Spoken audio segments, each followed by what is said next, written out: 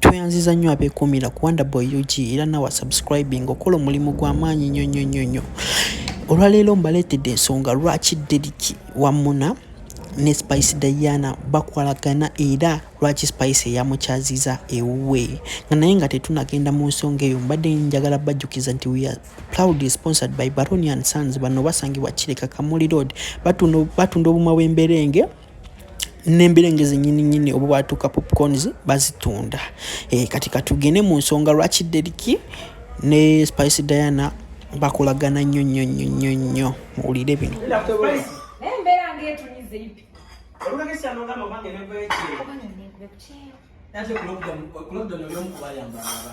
Kituufu naye munnaye olumu oyamba naawe wennyini n'otubanga wetagobya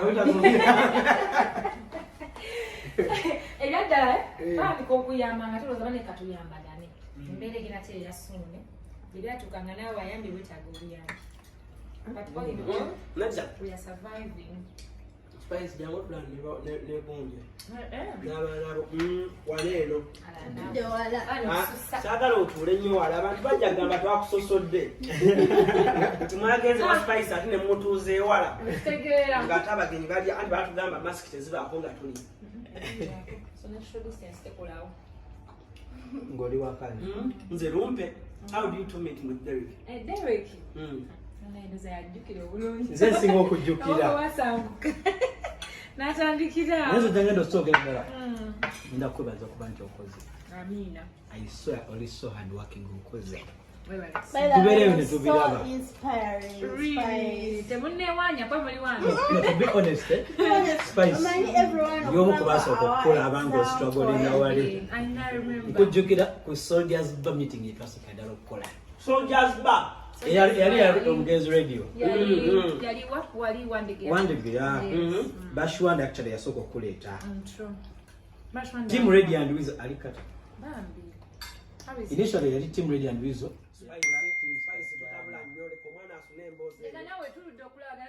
omanyi omwesanga abantu nga mwemanyi bidda oyagala obuuze ku buli omu nagundi yalagawa so munnange bamuleeta amweza Diana atugamba nga tutokoze ka meeting bannange nsoma sina bulungi ssente naye munnyambe yagamba atya atugamba ali kusoma naye ffe ekyatuwa amaanyi nti olimba lwonsano lyalwedde bulungi ng'olina wotandikira okuyamba. Yes.